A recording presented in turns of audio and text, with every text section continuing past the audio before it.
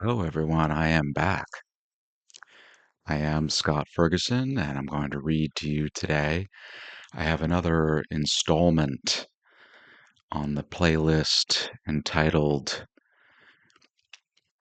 Fiery Women of Feminism. I think that's what I called it.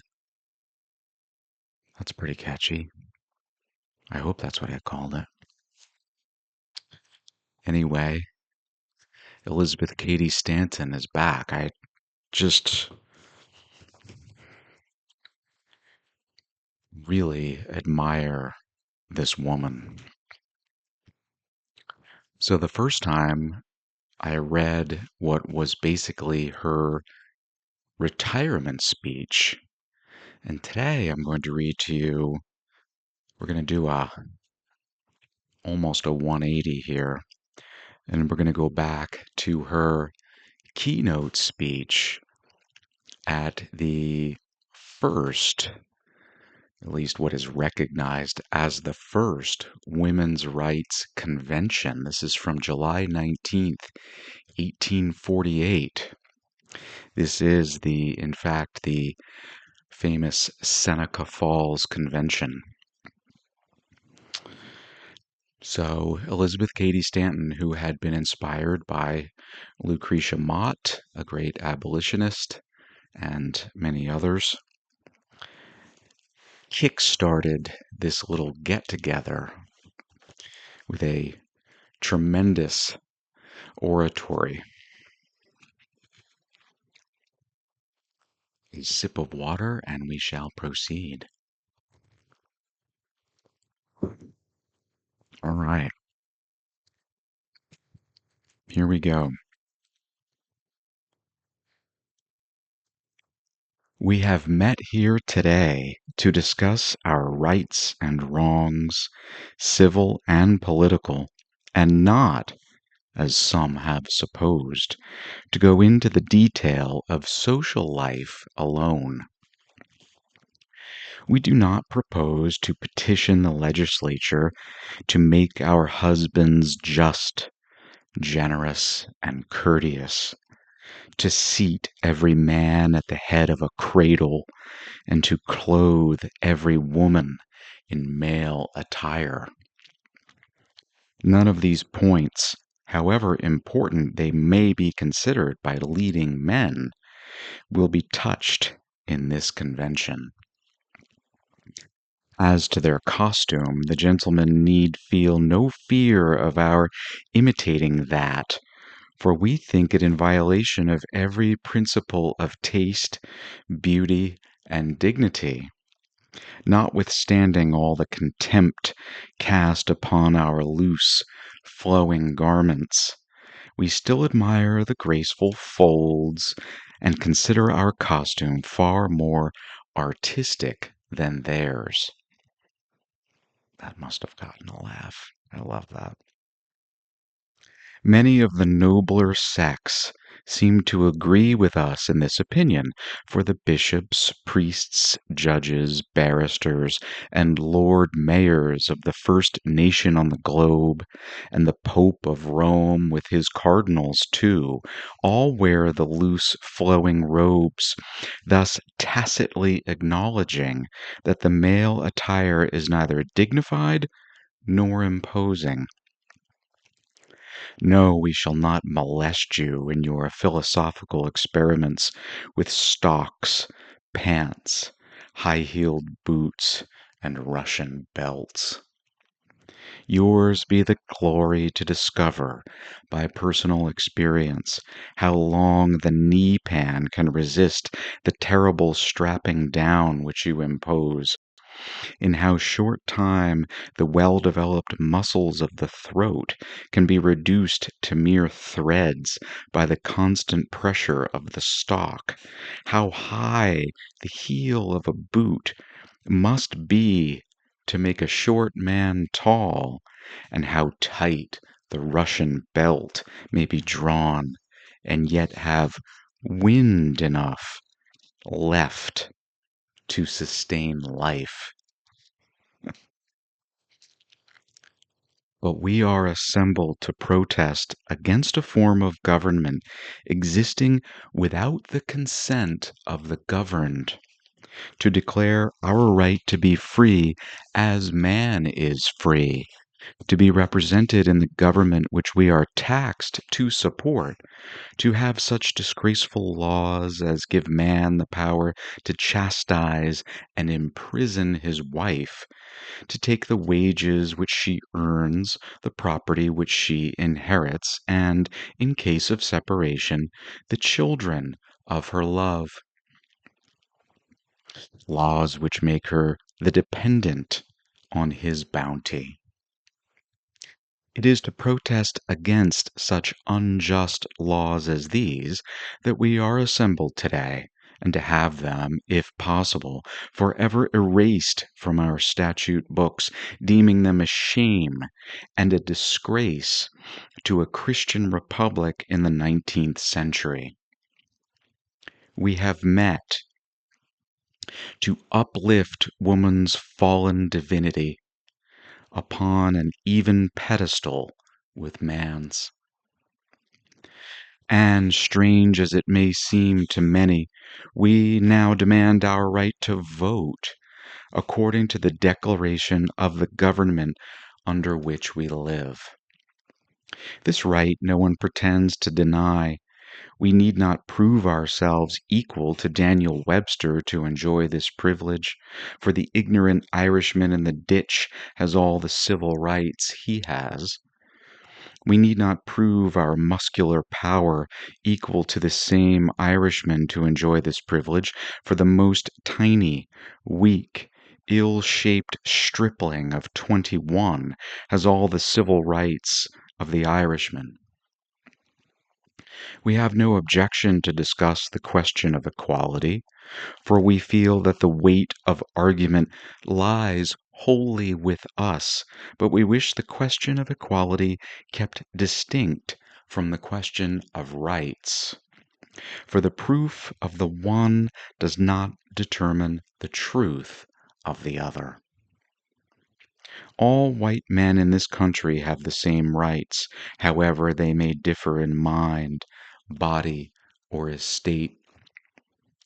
The right is ours. The question now is, how shall we get possession of what rightfully belongs to us? We should not feel so sorely grieved if no man who had not attained the full stature of a Webster, Clay, Van Buren, or Gerrit Smith could claim the right of the elective franchise. But to have drunkards, idiots, horse-racing, rum-selling rowdies, ignorant foreigners, and silly boys fully recognized, while we ourselves are thrust out from all the rights that belong to citizens, it is too grossly insulting to the dignity of woman to be longer quietly submitted to. The right is ours. Have it we must. Use it we will. The pens, the tongues, the fortunes, the indomitable wills of many women are already pledged to secure this right.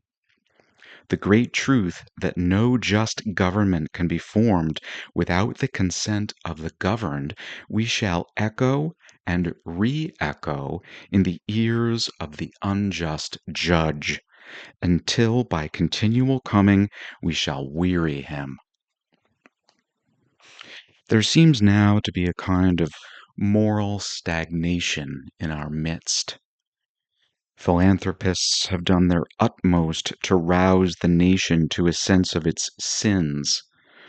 War, slavery, drunkenness, licentiousness, gluttony have been dragged naked before the people, and all their abominations and deformities fully brought to light, yet with idiotic laugh we hug those monsters to our breasts and rush on to destruction.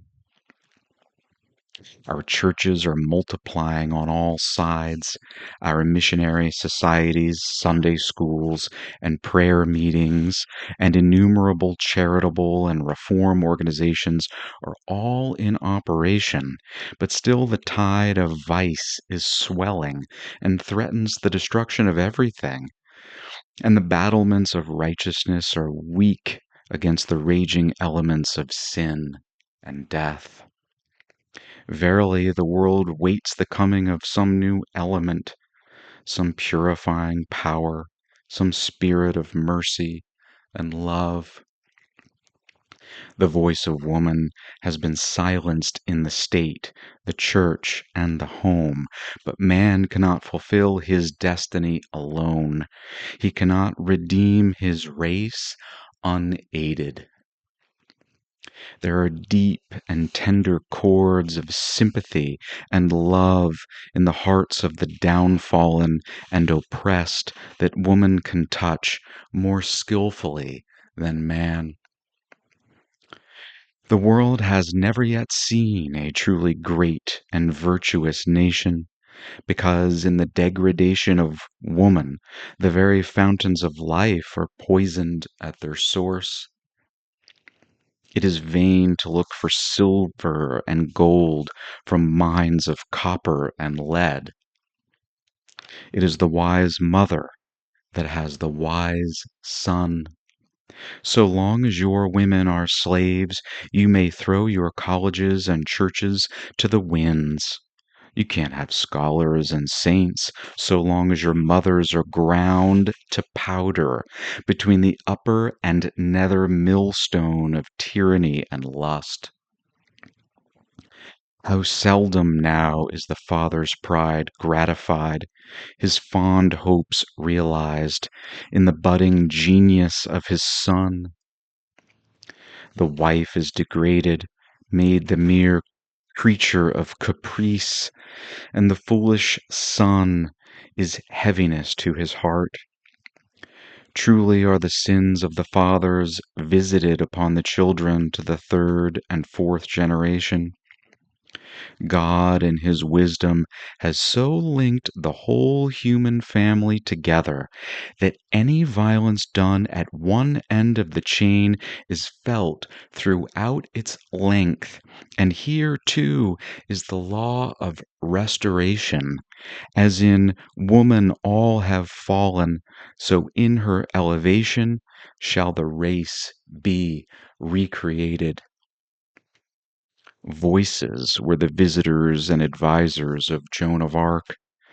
Do not voices come to us daily from the haunts of poverty, sorrow, degradation, and despair, already too long unheeded?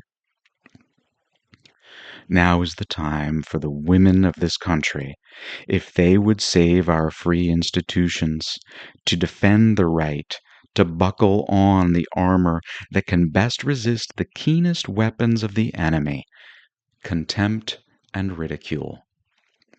The same religious enthusiasm that nerved Joan of Arc to her work nerves us to ours. In every generation, God calls some men and women for the utterance of truth, a heroic action, and our work today is the fulfilling of what has long since been foretold by the prophet Joel 2:28. And it shall come to pass afterward that I will pour out my spirit upon all flesh, and your sons and your daughters shall prophesy. We do not expect our path will be strewn with the flowers of popular applause, but over the thorns of bigotry and prejudice will be our way, and on banners will beat the dark storm clouds of opposition from those who have entrenched themselves behind the stormy bulwarks of custom and authority, and who have fortified their position by every means, holy and unholy. But we will steadfastly abide the result. Unmoved, we will bear it aloft.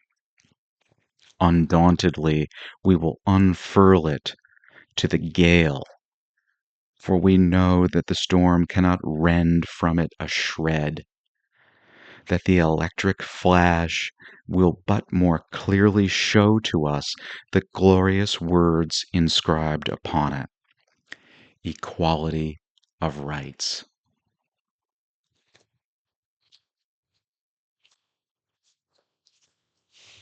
If you don't think that is great material, then I can't help you. I don't know what could be considered great if that wasn't it. And with that, I thank you very much for watching and for listening.